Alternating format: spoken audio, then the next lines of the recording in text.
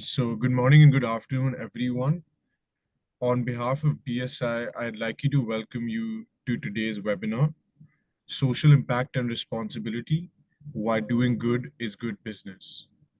My name is Naman and I'll be your moderator for this powerful conversation, where we explore how social impact and responsibility are becoming core to strategic growth, not just compliance. As the global business environment becomes more transparent, interconnected, and values-driven, companies are being asked to do more, not only in terms of compliance, but in how they treat people, engage communities, and contribute to a sustainable future. Social responsibility is no longer just about protecting reputation. It's now a source of strategic advantage.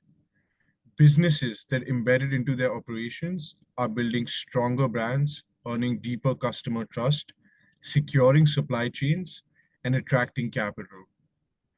Today's session brings together speakers from BSI, Sedex, and the Responsible Business Alliance, organizations deeply engaged in shaping responsible business practices across the globe. Together, we'll explore what doing good means in today's operational context and how this social impact can become a source of strategic advantage, not just a moral obligation. It's my pleasure to introduce these speakers, each bringing a unique and practical perspective on how social responsibility is shaping business strategy in 2025. Ms. Shammi Singh, Head of Social, Internal and Supplier Assurance Solutions at BSI Group, is a graduate of the prestigious National Institute of Technology, India, and bring over 25 years of global experience in responsible business practices. She has conducted more than 3,000 audits across diverse geographies, offering deep insights into ethical sourcing, human rights, and supply chain compliance.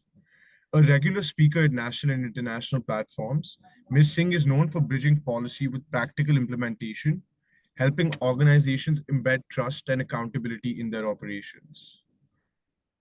Mr. Juan Martinez, who serves as the Senior Director of Operations at the Responsible Business Alliance, bringing with him 35 years of experience in the global electronics industry. For over a decade, he is focused on advancing sustainability and corporate responsibility, overseeing global audit programs and stakeholder engagement. He is widely recognized for driving operational excellence, improving compliance systems, and shaping international standards in responsible sourcing and business conduct. Mr. Anupam Prasad, Head of Office India at Sedex, holds a postgraduate diploma from IIM, Mumbai, and brings 12 years of cross-industry experience in developing supply chains across sectors such as telecommunications and fast fashion. His experience spans compliance audits, capacity building programs, and initiatives focused on migrant and home-based workers. At Sedex, he leads member engagement across South Asia, supporting businesses in enhancing transparency and driving ethical performance within their supply chains. A very warm thank you to all our speakers for being here today. We truly appreciate your time and your leadership in this space. With that, let's move straight into the presentations. I would now like to invite our first speaker, Ms. Shammi Singh, to begin. Over to you. Thanks, Naman.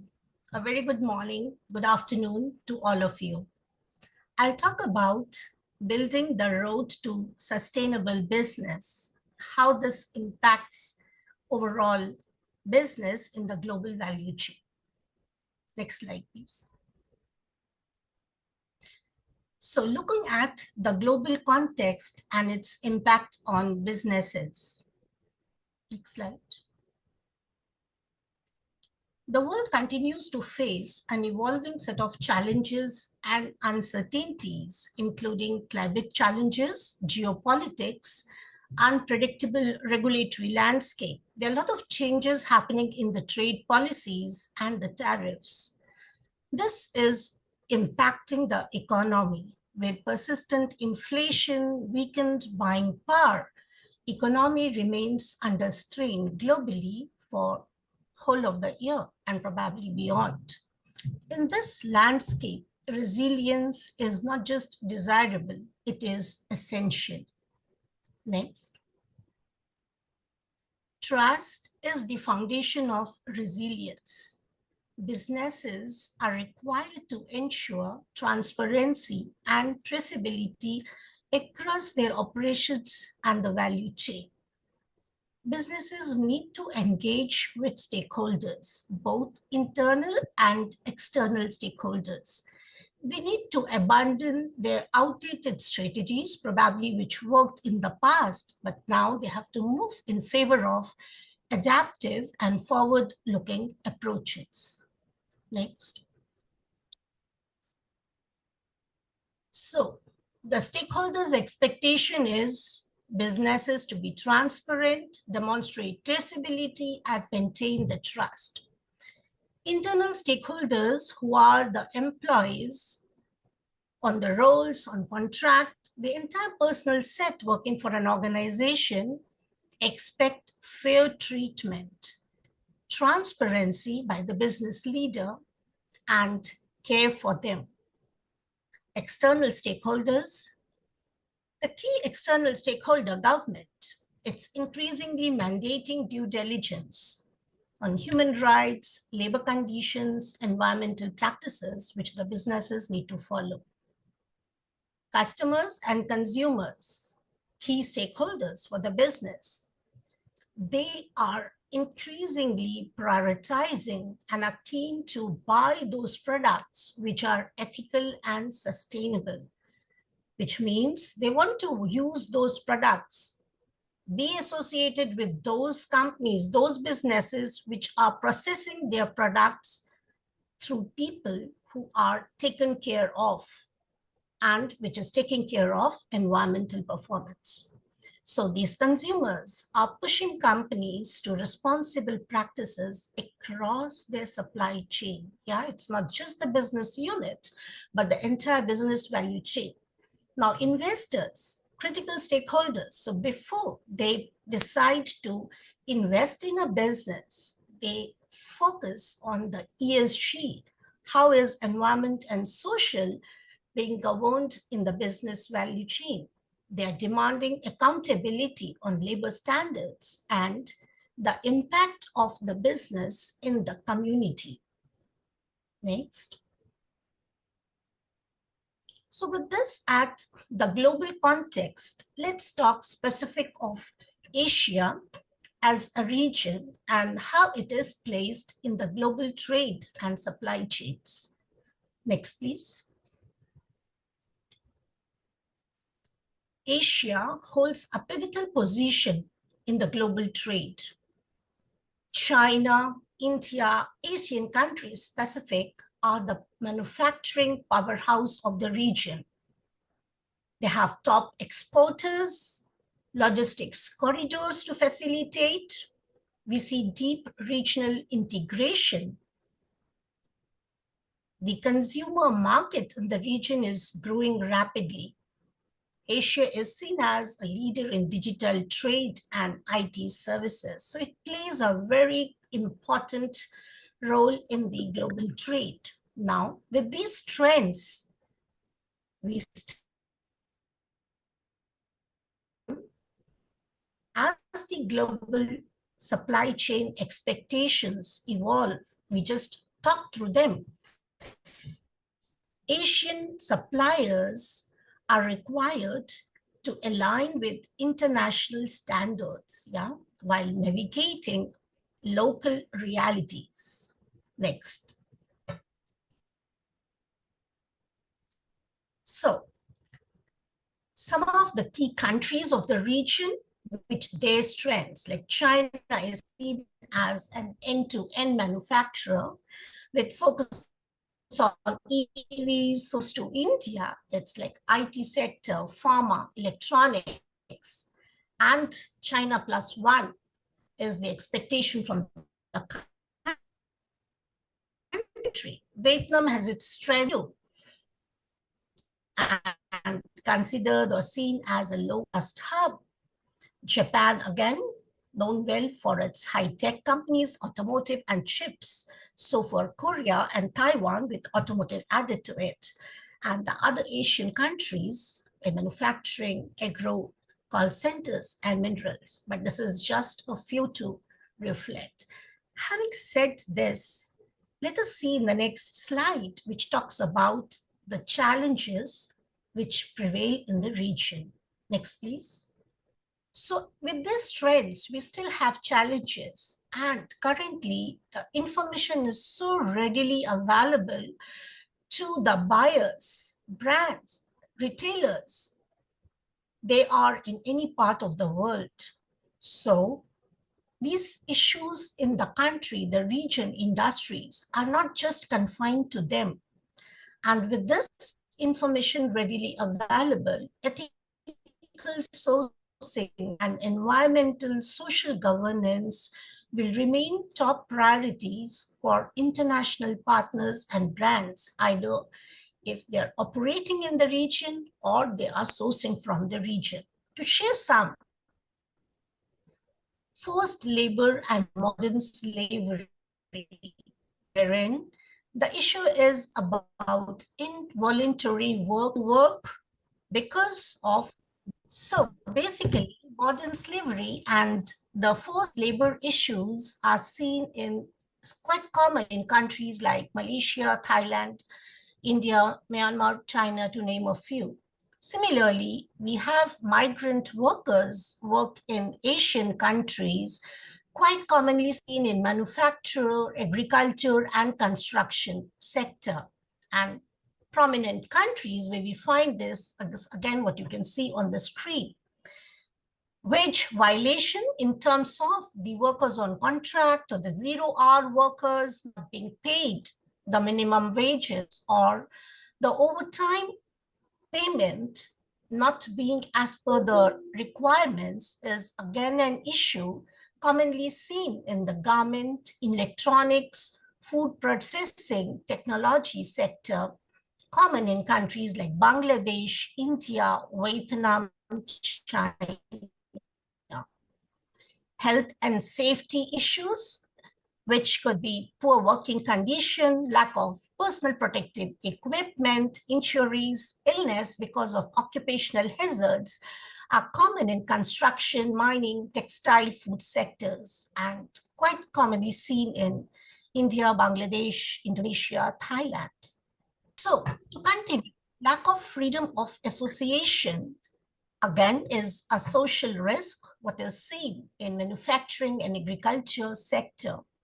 Informal employment, where probably workers are not given the contracts, they do not have clarity on the terms and conditions of employment, continues to be in the domestic work, delivery sector, retail, and prominent in the countries, as you see. Child labor, though coming down, but still continues in certain industries and geographies. Gender equality adds to it. Social benefits from which workers are deprived, again common in South Asia and Southeast Asia. Mental health and well-being focus continues to remain a challenge. Next slide, please. Environmental issues also continue to be a challenge and the threat. Deforestation, biodiversity loss, climate risk exposure are amongst the key environmental concerns. Moving next, please.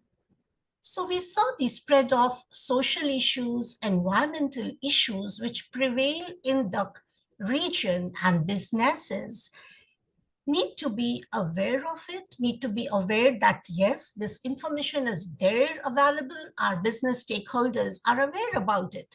So how do businesses in Asia address this? What's the path forward? So the key thing is the business leaders need to have the right intent, an intent of care for people and planet. So how do businesses now put this into practice? How do they implement it? So the beginning has to be made with having a knowledge. Need to ensure that they understand what are the international standards talking about environmental requirements, social governance requirements from the businesses. So have knowledge on these international standards, upcoming directives on the topic, the law of the land where you are having your business value chain operate.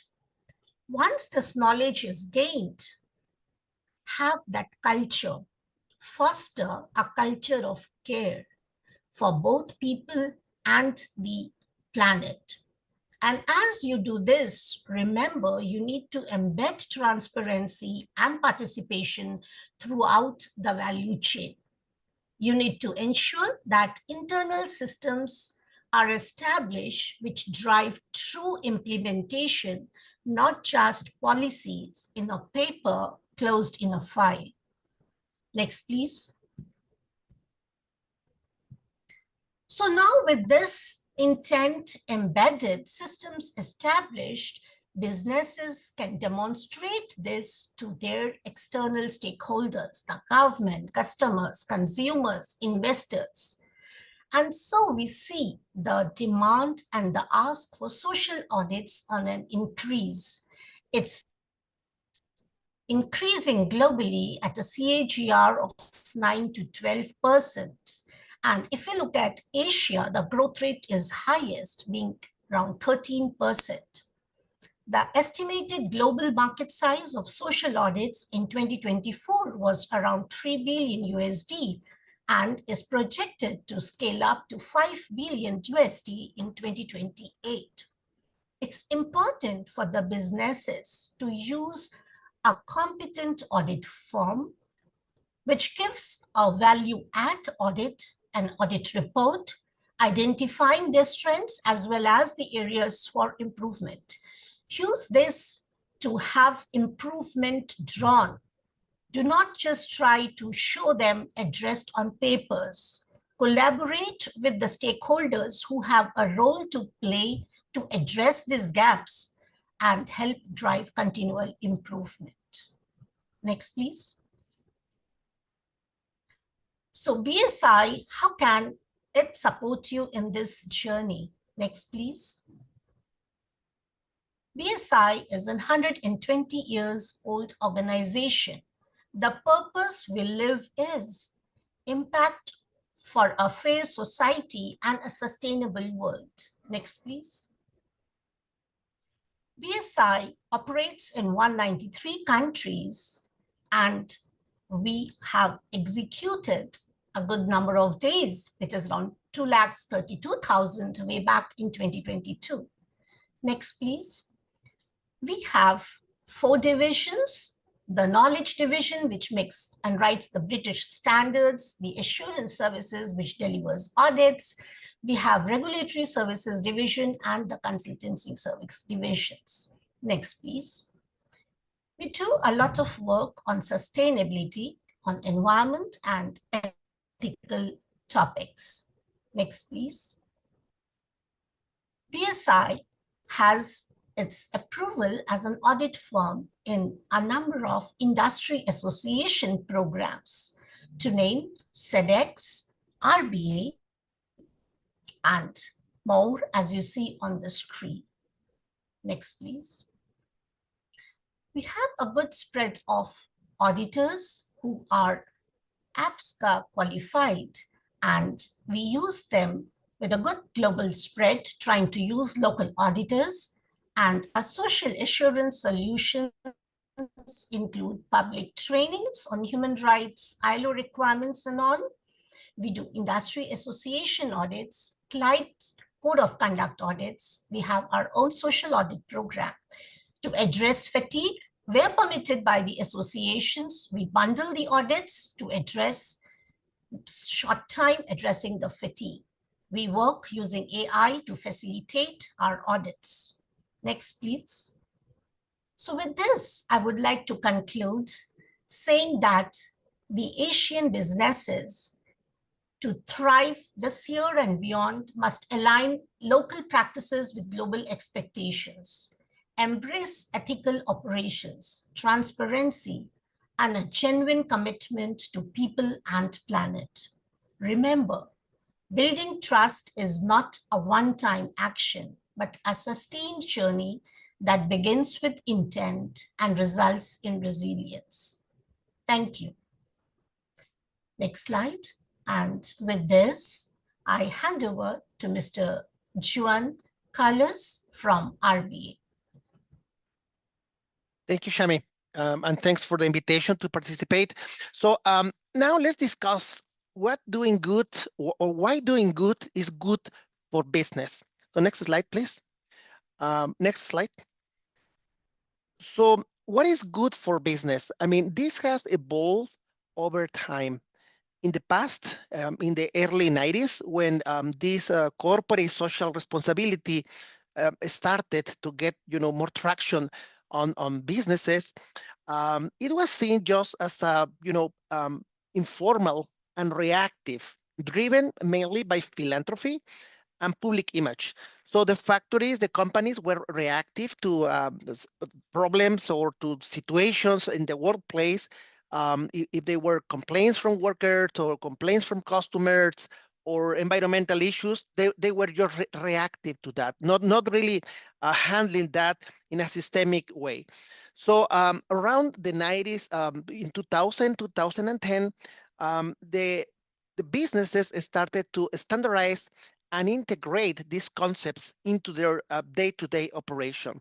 So around that time, it was the emergence of ISO, starting by ISO 14,000, the ISO 9000, the SA 8000, which is related to labor standard. And then this started to give some structure to the business. So then we have also some frameworks that started back in the 2000s. For example, the GRI, which is the Global Reporting Initiative, the United Nations Global Compact, the OECD. So the companies started to integrate all these requirements into their management system. At that point, it started in the quality management system, where all the companies started to accommodate all of this. Later, under 2010, 2020, we start to see now that there are some regulations, right, that are required to the companies. These regulations are not separate from business, but it's a part of the business. So now companies have to meet with regulations around the globe in the way that they have a formalized due diligence system. This is how this is working. And now what we can see is that companies are going from risk avoidance, what was in the 90s, to value creation. They are going from charity or from philanthropy to a shared value and have a system thinking, right? And also from reactive compliance to proactive purpose is how this has evolved over the last few years and what it means to do good now. So as I mentioned before, we have a growing regulatory and stakeholder scrutiny. Especially, we have, for example, the European Union Corporate Sustainability Due Diligence Directive, the CSDDD. We have the SEC Climate Disclosure. There are some other actions like a forced labor in the United States, forced labor in China. So this is just increasing the operational risk of the factories. So this is related to labor abuse, environmental degradation, and unethical sourcing. So there are more risks to the facilities, but then this is what it means to do good now, to meet the requirements, to meet the demands of the stakeholders, and this has been kind of the evolution. So next slide. What we can see now in the business, it is that there are customer expectations. This is the business context. They are, going for competitiveness, but there are also regulatory requirements on the companies and increased operational risk, as I mentioned before. So what the companies are doing now is try to align the business model to the society, to the environment, kind of the cross-functional alignments, and provide purpose to the business. What they are getting from this is operational integrity, strategic alignment, and stakeholder accountability, which is part of the requirements from some of the directives that we have around the world. So companies now, they have stronger demands, but they are required to have a framework that supports all the activities that they are doing to do good in today's environment. So next slide, please. Companies, the brands, okay, they have value. So social responsibility or doing good drives value to the companies. How's that? Now we have a shift in consumer expectations. Now they consider the brand, how it reacts to the society, how it reacts to the environment, how it behaves in society, and it is in the eyes of the consumer. So they are looking at the brand like that. However, it is key for the brand to be authentic. That means to align the values and the business practices. So do the right thing, okay, and practice that in the day-to-day operation of your business. This creates loyalty to the brand because the public, the customers, they have a positive perception about the brand. And this goes beyond the business. So consumer expectations, okay, they see the brand, they see that the brand is doing good, that it has a positive impact in society, that it meets the law, and they have a positive outcome. So this is how it impacts, it goes beyond the business operations. However, if there is inaction as well in the company, or they fail to meet expectations, there is a risk of losing consumer trust and potentially facing negative consequences. So now the brands are in the eyes of the customers, in the eyes of the stakeholders. So they have to do good, and doing good produces value to the brand. Next slide, please. So today, the brands that are doing good in society, doing good in business, they have a strong employee engagement. Nowadays, everything we do, it has a big impact through social networks. It is basically, we just need a picture of an employee doing something bad in a facility, or a picture of the chemicals, being all around, and a chemical spill in the facility, or that the factory is, polluting the environment. Just a picture has a big impact around the globe. So social media amplifies accountability, but as well amplifies positive impact stories. Now the workers are more engaged in companies where values were aligned with actions. So it's not for the company just to say that they will do good or that they are doing good, but how do they demonstrate that with actions that they are doing good in the day-to-day business? One of the key areas now of companies, and Shammi was mentioning this before, is about the supply chain, the value that they have, not only for the brand, but how do they get all the supply chain, to be part of their behavior, part of the doing good in business. Now, the responsible sourcing is non-negotiable for many multinationals. We at RBA, we see this with many of our members, and I will show that what the members are for the organization, where they have a strong policies or a strong, requirements in the supply chain. And this is about transparency and ethical sourcing. This is about buyers increasingly betting a supplier conduct, how the suppliers are behaving, how the suppliers are meeting the requirements of the brand, or also the legal requirements wherever the facility of the supplier is operating.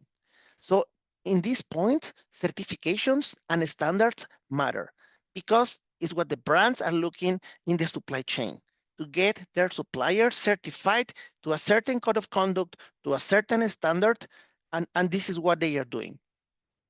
So in this case, what we always told to our members is to embed the social values in brand communication and through procurement, because it's through procurement how you can deploy all this in the supply chain. And obviously to use some worker feedback tools to build trust internally. If you do good, right, open the communication channel to the workers, because it's how you will build trust internally. If the workers see that you are doing the right thing, that they can communicate to you, that you really care about workers, that builds trust and that builds value to the company. So next slide. So the Responsible Business Alliance, it is an organization, it's the largest industry coalition dedicated to responsible business in global supply chains. We operate all around the globe. We have offices in North America, Europe, and Asia. And up to date, we have around 600 members in more than 120 countries. So next slide. The outreach of the RBA is around, as mentioned before, 600 members through all the initiatives. We have the Responsible Minerals. It's all about sourcing the minerals, okay, responsible sourcing, about labor initiative, especially in Asia for the migrant corridors. And we have the Environment Initiative, the Responsible Factory Initiative as well, and the Responsible Glove Alliance for the glove industry in Malaysia. With all the members that we have, it is around 8 trillion USD of annual revenue, with more than 85 million workers in the supply chains that are, part of the RBA and through all the supply chain. Next slide. Most of the members, as you can see here, are electronic companies. The RBA started back in 2004 as part of the electronic industry. It has evolved over time. Now we have also the auto industry, that is the toy industry, and some of the retail as well. Also solar panels are here, the solar panel industry, but you can see the members of the organizations. And there is a code of conduct that is part of all this collective effort. And that code of conduct is what drives accountability for all the members and the supply chain. Next slide, please. With all of this, there is a new term where CSR has evolved. Now it is called environmental and social governance. So now environmental and social governance, we call, is a financial imperative. Why?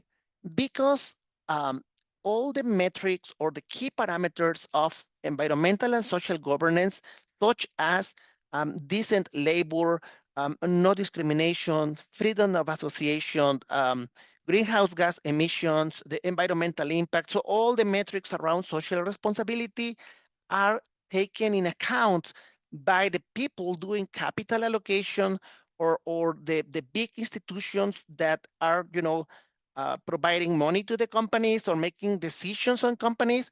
They care about these ESG indicators. So that's about, we call it now a financial imperative. What the investors are looking at is that the money they are going to invest, it has a reduced exposure. It is not exposed to, the brand damage, or the brand is going to do something what is not good. So they care about that. And this is about the ESG. Now ESG is tied to resilience, okay, and investor confidence. Is how they see the ESG. And this is shifting, as we have seen on the evolution of CSR, from the short-term returns to a long-term resilience. So the companies that do the right thing, that can stand in the market for a long time, that they have value in the market, is what they are looking for, long-term resilience. On top of this, we have the pressure from regulations that we just talked about, the CS-DDD, and also some other standards or boards like SASB, ISSB, or some other degree as well, where the investors are looking at how the companies are behaving in terms of social and environmental governance. So now what they are also doing is aligning this ESG reporting to investor frameworks, regulatory trends, and they try to leverage the data platforms. So do the benchmarking. So this is about the ESG. And why is this becoming important? Because it's not only about the investors, but also about meeting the regulations that are more and more around the world for the companies related to the social aspects of their operation. So next slide, please. In this regard, the RBA, this is just a part of the tools that we have, such as the RBA Online. This is used for reporting of audits, for self-assessment questionnaires. We have a risk assessment platform where you can see all your suppliers, in the areas where they are located, and what is the inherent risk that they may have. There is a platform that we have, RBA Voices, which is digital through cell phones, and this the workers can report grievances. The companies can deploy training to workers. Enables that communications with the workers. The risk readiness assessment, which is about raw material extractions. Material insights platform that is about specific ESG risk factors for minerals. This is very important. There is a learning academy where all the members and their supply chain can get access to critical trainings or about social responsibility, about decent labor, environmental issues, etc. So that's also something we have. Something related to minerals as well, the reporting template, and emissions. So this is a broad a set of tools that are available to members and the supply chain. And this is related to the ESG because it's through these tools that the companies can align the efforts in the different aspects of the compliance in the supply chain. So next slide, please. So what we recommend to integrate the social impacts into the core business strategy, first to make the assessment. Where is your company standing for all these new requirements for doing good in society? So through a risk mapping and materiality assessment, talking to your stakeholders, okay, do the assessment, where is the company? And try to align that to initiatives or business goals. Try to map the business goals to the international frameworks. RBA is one of the international frameworks. The United Nations Sustainable Development Goals, that's another international framework. There are many others where you can align your company. Then integrate this into your operations, such as procurement, research and development, HR, finance, others as appropriate, and launch your internal ESG training. So all the workers in the company, all the people will know what is to do good, what is the meaning of doing good, and how can they contribute to that in their day-to-day operation.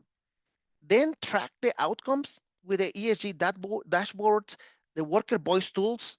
We have one of them, the third-party audits that Shammi was mentioning before.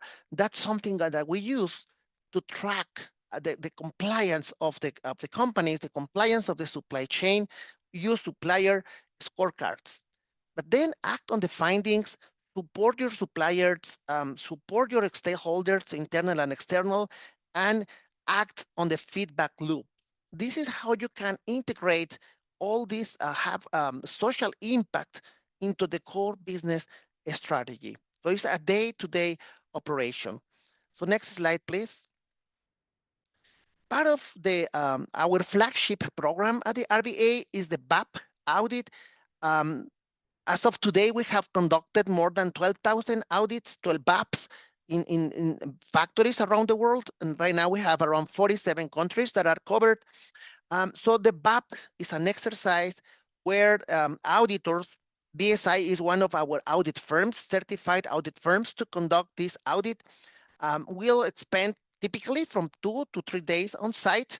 and they will review all the critical aspects of social compliance. So next slide.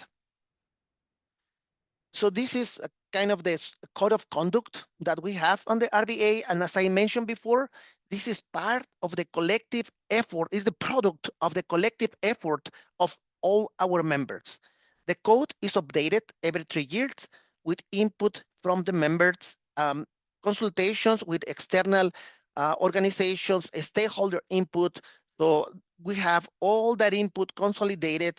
It goes through a voting process with the members, and this is the product, the code of conduct. So this is what is audited in the facility, and we have 4 pillars. First one is labor, health and safety, environmental, ethics, and supply chain management. All of these aspects are part of the ESG indicators that now are part of the financial metrics and regulatory requirements, etc. So this is the flagship program of us, the BAP. So next slide, please. So as a conclusion, doing good is now strategic, is measurable, and is value generating. So it's a business imperative. Doing good in society, doing good in business. Social responsibility, ESG, builds loyalty, strengthens the supply chain, and lowers the investor risk. So that is important, that relationship, right? How doing good is tied to the investors and to the risk of the facility. So this is now tied as well to the resilience, trust, and long-term value in the company. So ESG now is reshaping the capital markets, redefining the corporate strategy. So it's a leadership discipline. Next slide.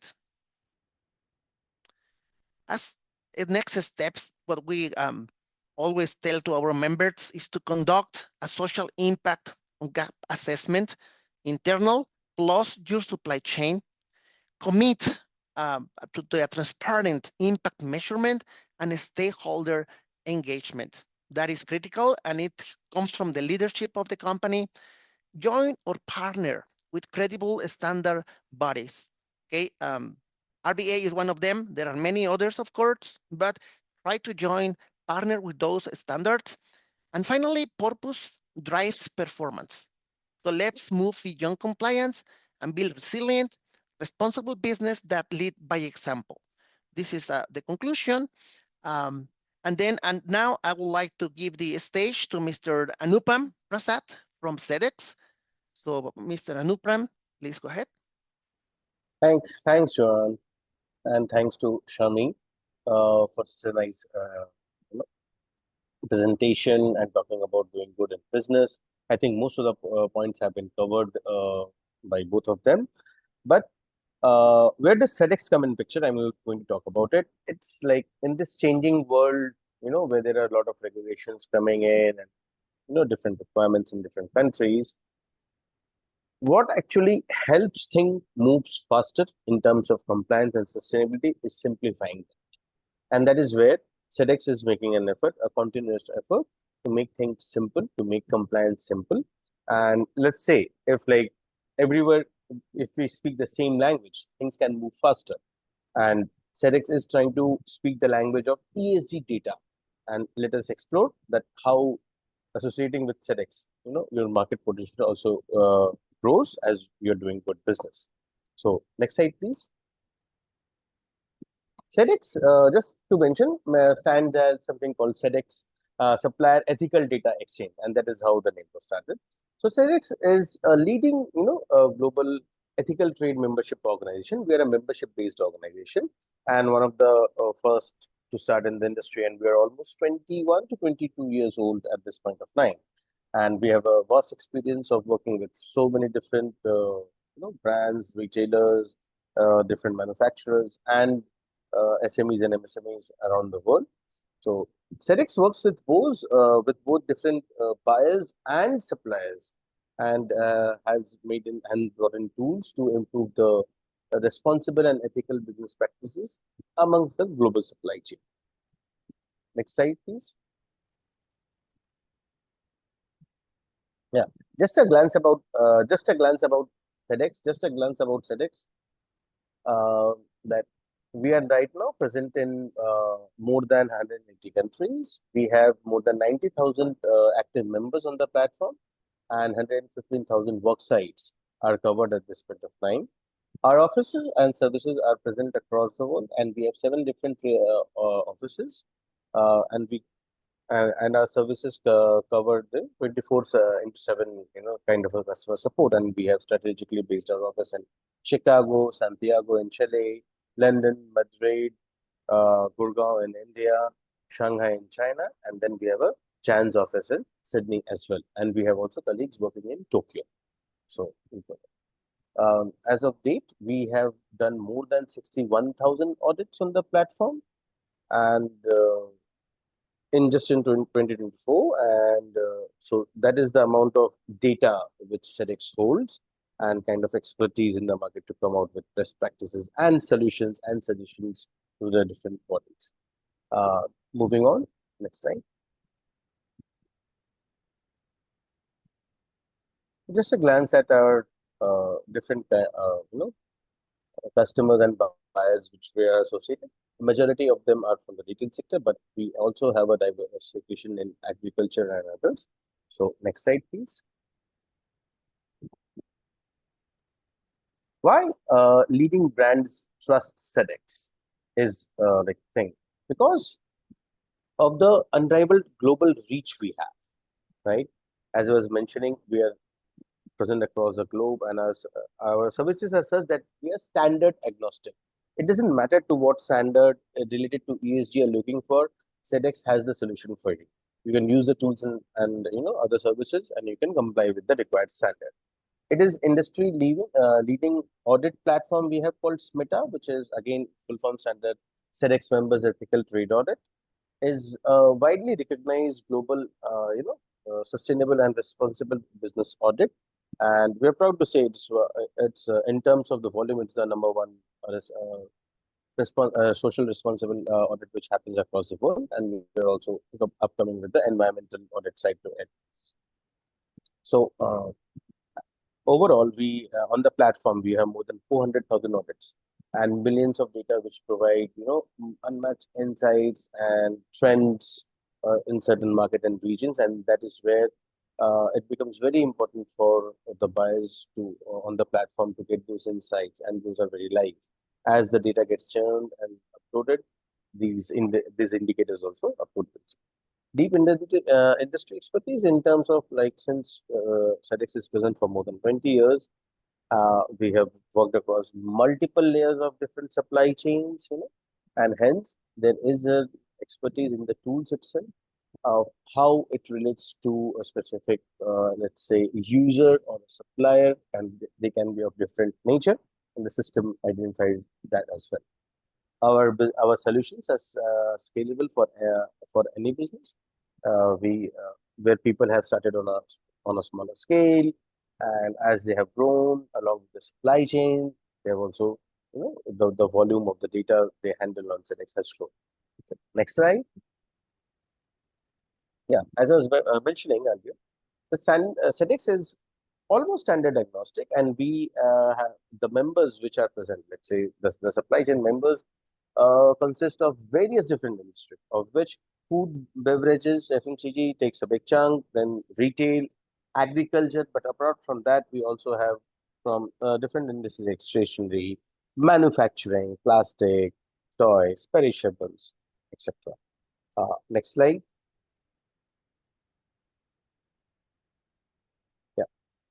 So we just be in the upcoming slides, I will be talking about how you can enhance your profile and attract more responsible business along, in a journey along with Sedex. Next slide, please. Okay, a brief on how the Sedex membership benefits you. We would be talking in details on those slides as we move on. Is one, the platform helps you reducing the audit fatigue. In Sedex, you can do one audit, one meta audit, and you can share the report with all different buyers who are accepting Sedex. So you do not have to do multiple audits at their request. Securing new business. Sedex also with the Supplier Plus membership, Supplier Plus membership we call, there's a program where you can also secure new businesses, and by highlighting a profile to all the buyers who are looking for new partners in the market. Simplified compliance, you can stay ahead of the industry regulations, and there should not be any last minute stress of uh, managing your compliance requirement, because the tool itself takes care of those responsibilities and requirements as you move on. Improving the relationship with trusted data, as you share, as you during a journey with Sedex, as you share more and more trusted data, it helps, bringing in, improving the relationship with your buyers as well. And the system is designed such that it does identify risk and helps you with the different trainings and suggestions of how to mitigate those risks. So right from identification to mitigation is where Sedex comes to picture, and saving time also. Moving on, please. Yeah. So as we're talking, the first point, like avoiding last minute compliance scrambles. So the worst time to deal with compliance, is when a buyer suddenly asks for it or a brand asks for it. And as the regulations are getting stricter, so being prepared is right now more important than ever, right? And so here on Sedex, you can proactively manage the compliance and keep your audit ready to go and share it instantly with the buyers. So what happens when you're filling the SAQ, as we'll see it further, you can the SAQ will help you identify the sections or the parameters you need to improve upon. Okay, and you could have worked on it beforehand and not waiting for something to be identified and told you by the buyers to correct it. So this not only helps reduce the last minute threat, but also puts you in a stronger position in front of the customers itself. So next slide, please. Saving time and cost, which is a lot important for any business, for any business to be more efficient, to say so. So completing multiple audits, okay, and chasing compliance documents, and then responding to different buyer systems. I understand. I have worked along with that. It takes up a lot of time, and it's not a and there is no pat on your back for doing this good work. No one recognizes that, and how much of to and back and forth communication keeps on happening, right? So Sedex has tried to streamline this for you. Here you can update your information once, and you can share it across your buyer network altogether. Okay? You do not need to do duplicate paperwork or your data is scattered. All is in one place on the platform itself. So this just one platform will help you reduce the admin work, and thus helps you save time and helping you grow the business further. Next slide, please. Yeah. So thousands of buyers, as we were speaking earlier, use Sedex to find responsible suppliers itself. So if you are not on the platform, you might be missing out. Many major brands prefer to require Sedex membership altogether, which because of the trust on the platform helps fasten the process of onboarding the suppliers into the supply chain and then doing the business with them. So uh, our team also supports the buyers in onboarding their suppliers and understanding the SAQ. So we are here to help you make those connections even smoother. And as I was mentioning earlier, with the Supplier Plus membership program, which was just launched, I would say a month ago, you can actually display all the different the products and the services which are being done, and those can be highlighted to the buyers who are looking out also. So this overall helps you getting connection for the business much faster. Okay. So moving on to the next slide, please. Yeah. Showcasing your ethical and sustainable practices. So why should a buyer choose you over another supplier? Because when you showcase your commitment to ethical and sustainable business, and you are just not only, and your business process is not only about the price and the product. That is where you have an added advantage over your competitor, and hence you are like chosen faster amongst the buyer. So with Sedex, you get to showcase commitment to responsible businesses, where you're going beyond the price and product, and thousands of global buyers require Sedex membership in advance altogether. With your membership in Sedex and having filled the different SAQs and have undergone audit as required, you are already being proactive and aligned to the global requirements. This actually demonstrates your commitment and sets you apart compared to others. Okay. With such trusted compliance already, and will lead to more contracts, and you're removing barriers for further work and attracting more buyers for your business. And this on the sales platform, you're also standing out with your ethical practices, because it helps you differentiate from competitors who have, let's say, a bit of outdated or old practices and have not been able to catch up with the changing due diligence requirement in the world altogether. So, next slide, please. We will look at the solutions for the suppliers basically in more details. Moving on, next slide. Yeah. So our core focus areas, let's talk about the core focus areas here. The is like Sedex is primarily built on 4 pillars, as we say. Okay, the work, and those pillars are labor standards, health and safety, environment, and business ethics. These 4 pillars are also integrated in the tools, in the SAQs, and also in the audit.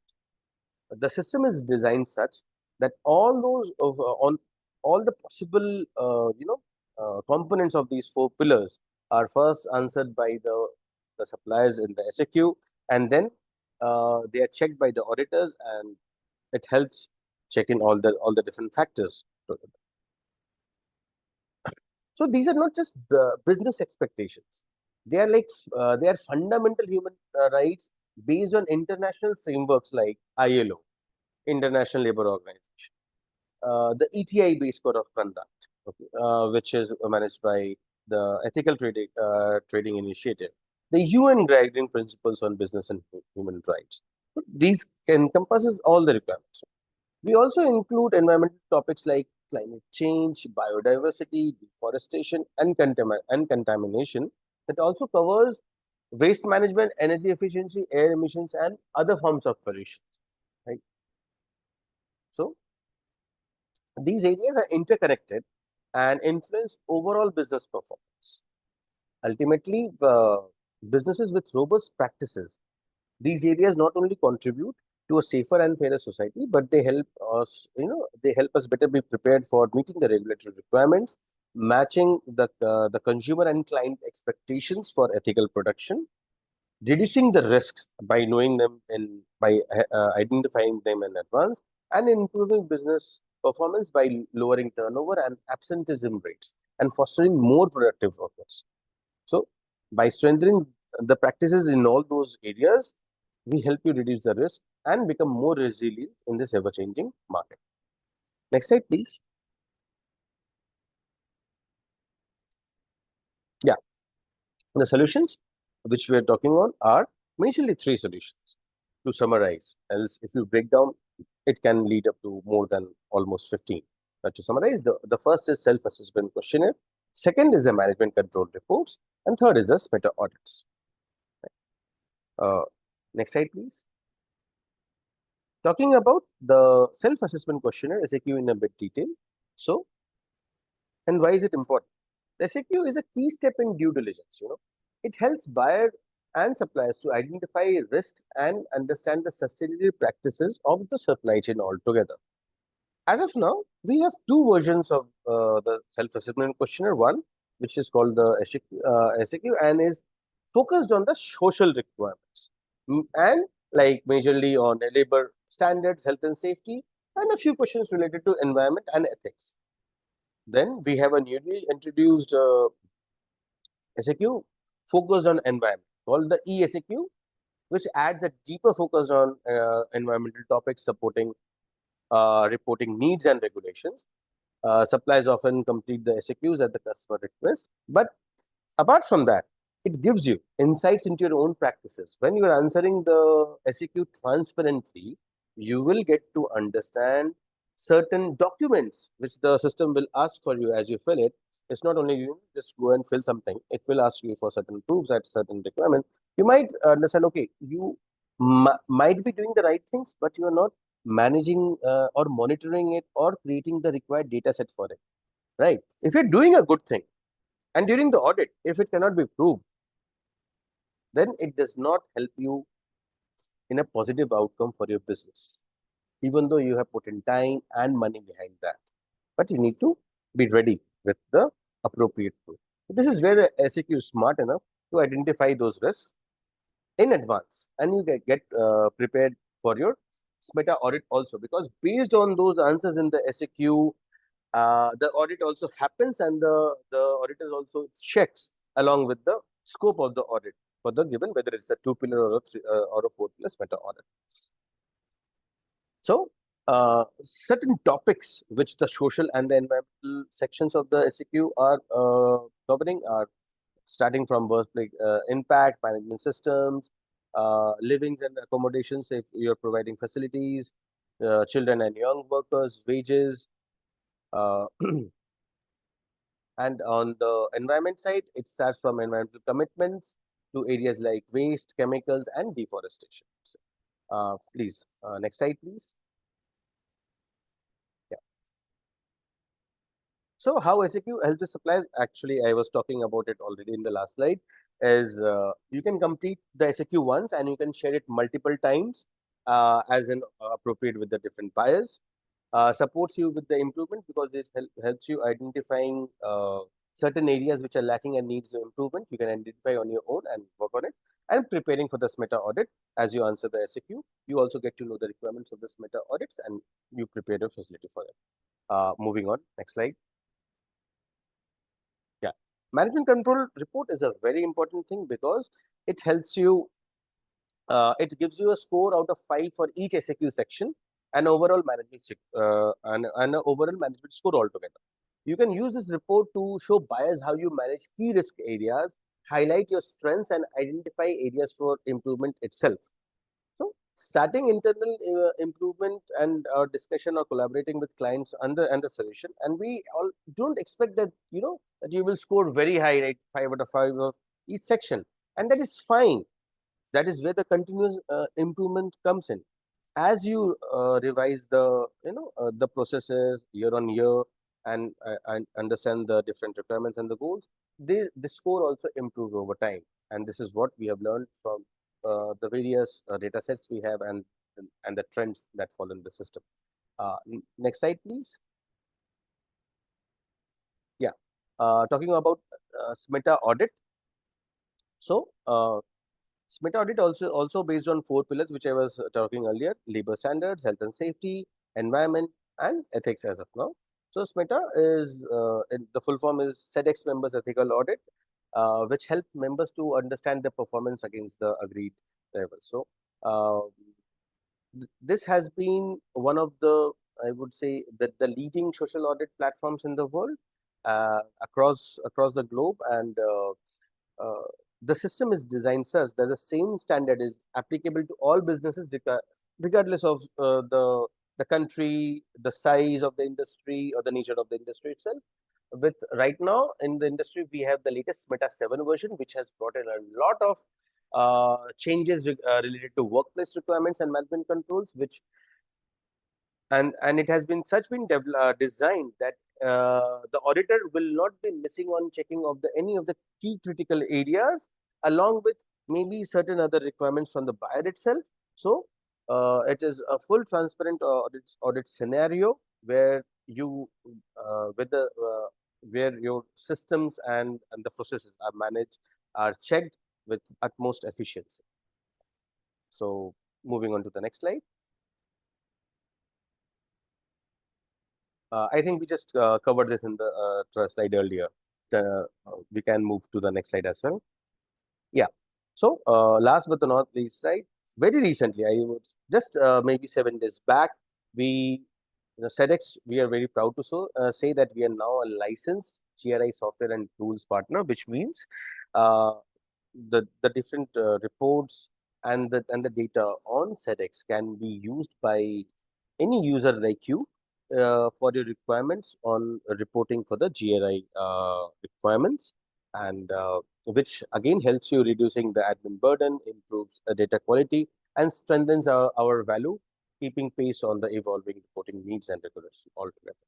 So with that, thanks a lot to you, and I will pass it back to Mr. Naman to take it further.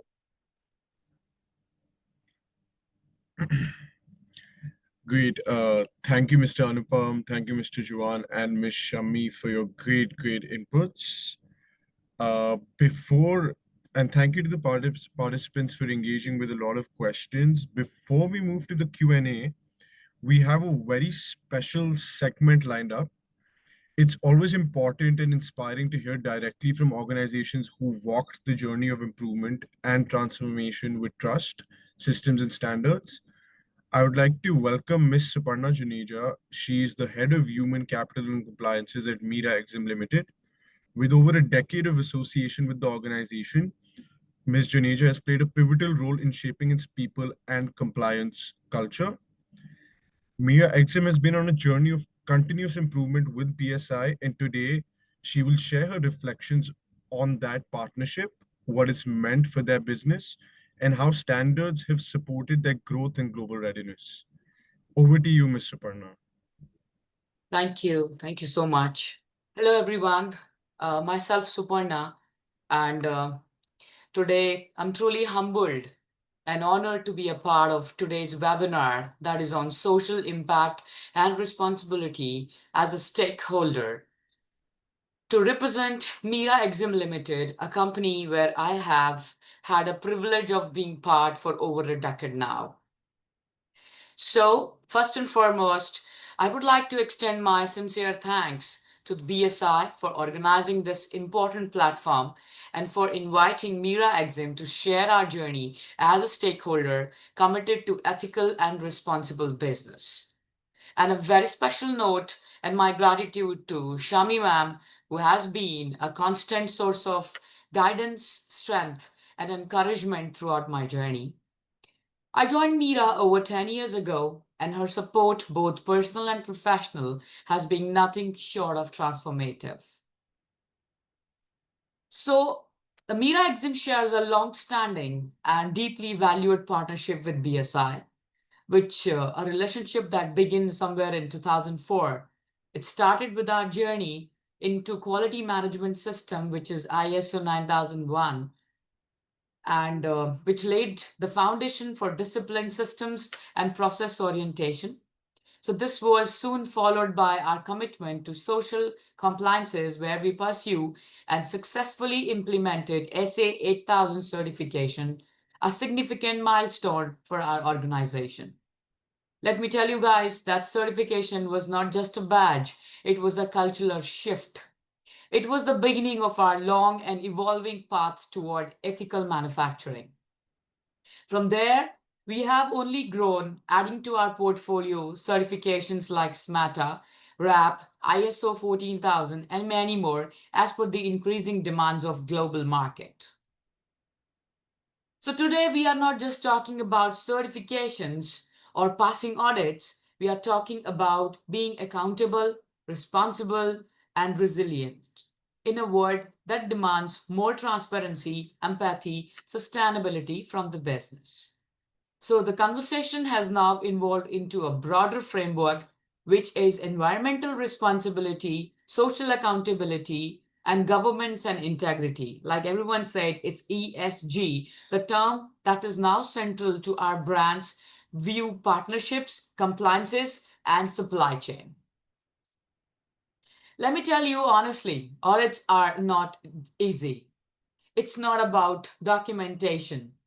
It's about alignment, about deep understanding of expectations. So each audit, whether it's social, environmental, security, or quality, requires us to interpret and integrate multiple layers of what buyer demands, what market expectations are, what regulatory framework is, and our own operational realities. It takes a structural approach of PDCA, which is Plan, Do, Check, Act, to not just comply, but to consistently improve. So for us at Mira, this journey has been transformative. With every new requirement, we didn't resist change, we embrace it. With every new standard, we didn't feel burdened. We saw an opportunity to learn, upgrade, and lead. Today, our teams from the production floors or to the compliance officers are more aware, more responsible, and more empowered. We are fostered a culture where sustainability is not just a one-time project, but an ongoing commitment. As I said, it's a mindset. Whether it's ensuring worker well-being, reducing environmental impact, improving factory systems, or staying audit ready, we approach everything with purpose and integrity. So the mindset has helped us stay aligned with the evolving expectations of global buyers, and more importantly, it has helped us to earn their trust, something that not just a certificate alone can guarantee. We strongly believe that doing the right things is not just good ethics, it's good business. So social impact is not just a report we file, it's a people we empower, the dignity we uphold, and the legacy we build. So before I close, I want to emphasize the partnerships like ours with BSI have been instrumental in shaping our journey. It's not just about audits, it's about mentorship, about aligning our values, and about building long-term capacity.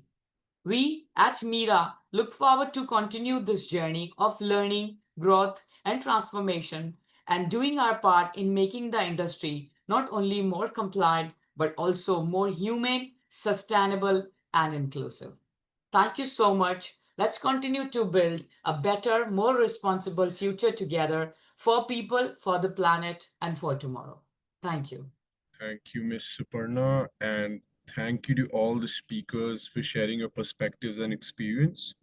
We'll now move into the Q&A session for our webinar. Please feel free to submit your questions using the Q&A chat box. We already have some, and being mindful of time, I'll try to address most of them in the order that they came in. So I would request all the speakers to please turn on their cameras. There has been a very interesting question by Mr. Sunil. I think this is to Ms. Shammi. So Mr. Sunil asked how sustainability and social responsibility standards are different. Is ESG embedded in sustainability or vice versa? Ms. Shammi, would you like to answer this question? I think it would really enlighten the audience.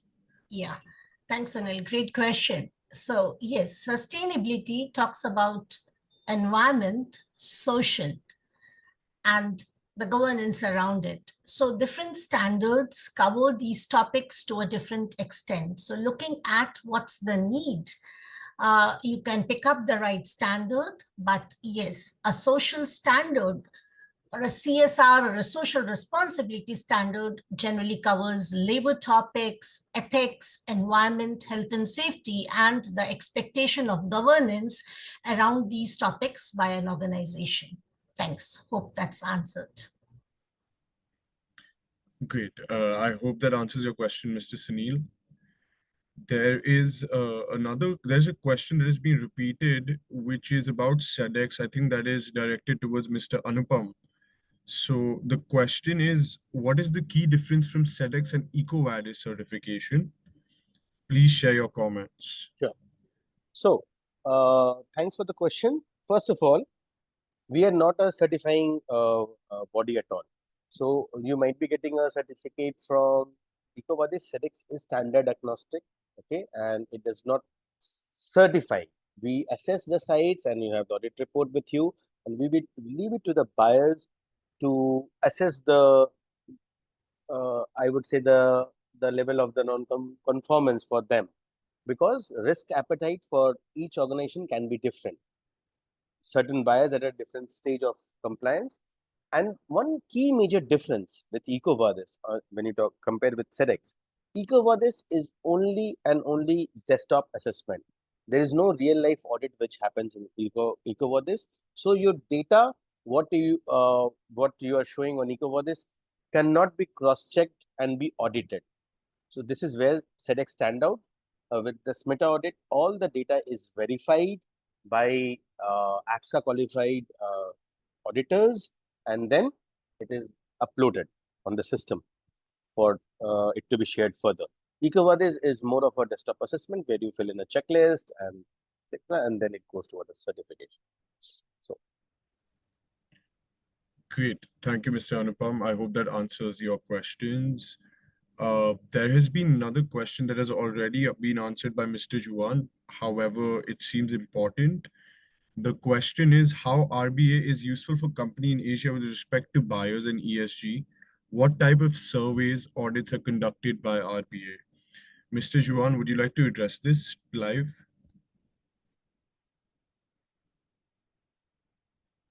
I'm sorry, I was on mute. Yeah, I mentioned there that it is RBA provides kind of multiple advantages to companies that are committed to the ESG in this evolving regulatory landscape.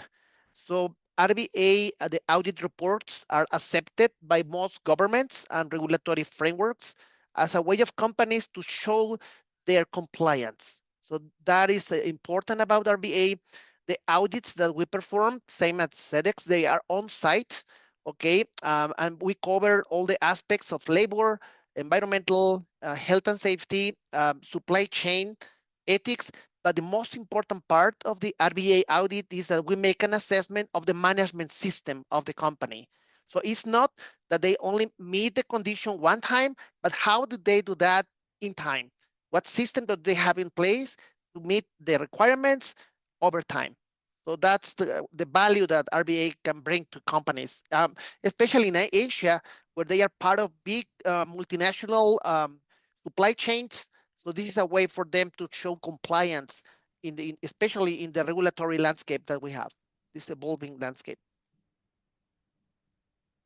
Thank you for your inputs, Mr. Juan. Thanks. There has been another question by Mr. Sandeep to Ms. Shammi, which is, there may be inherent environment and social risks prevailing in geographies and industries. So how can businesses address them in their environment social governance framework? Over to you, Ms. Shammi. Yeah, thanks, Sandeep. Again, a great question. So as I was showing on my slides, there are inherent risks for a business, which could be because of the industry sector, the prevailing arrangements, the geography. But what is important is as a business unit, you cannot be addressing or handling that alone. So the key thing is collaborate with the relevant stakeholders. How your buyers could play a role in the legal authorities, different associations, collaborate and be transparent. Keep sharing what good work you have done. Make an action plan along with your stakeholders. Maybe you address it on a step-by-step basis and be transparent in the journey. So the key word is collaborating, discussing, and being transparent. Thanks. Over to you. Thank you so much, Ms. Shammi. There is another question by Mr. Jiang, and I think the question is to Mr. Anupam.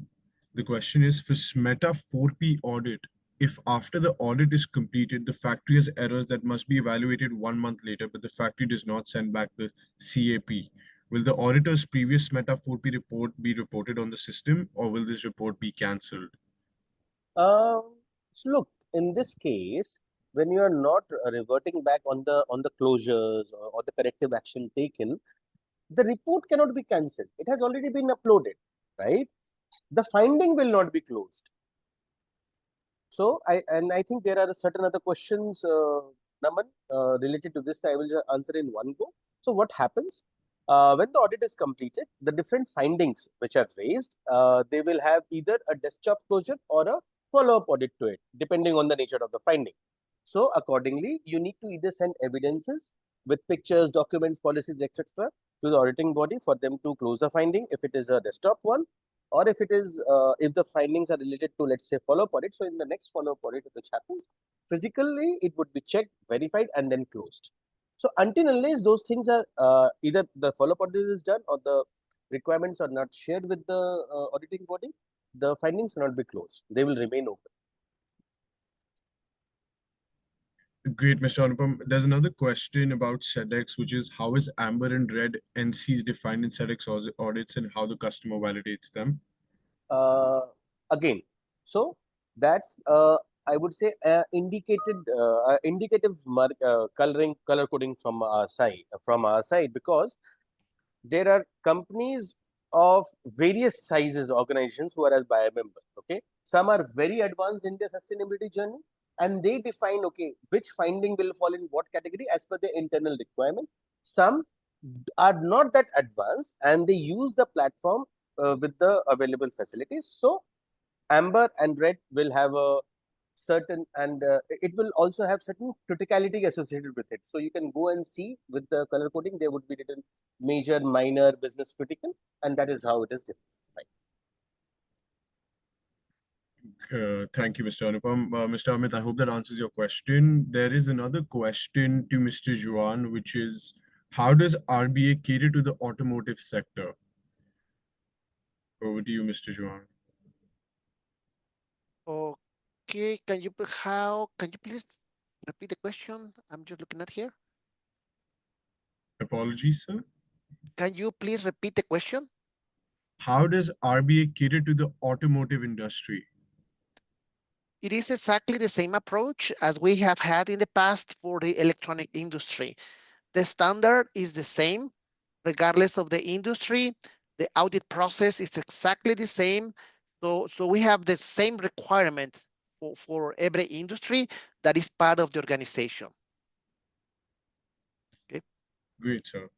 I think we'll have one more question before we close the webinar. This is again to Mr. Anupam. All the other questions will be addressed via chat, or you can reach out to Mr. Anupam, Mr. Juan, or Ms. Shammi, and they will be answered.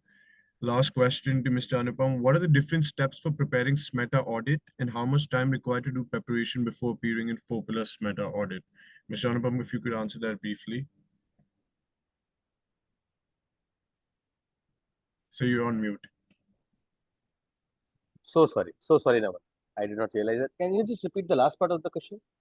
What are different steps for preparing SMETA audit and how much time required to do preparation before appearing in 4-pillar SMETA audit? Okay.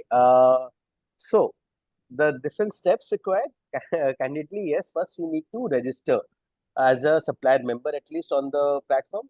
Without the active membership, you cannot perform an audit. So first, be a member. Second, transparently fill the SAQ.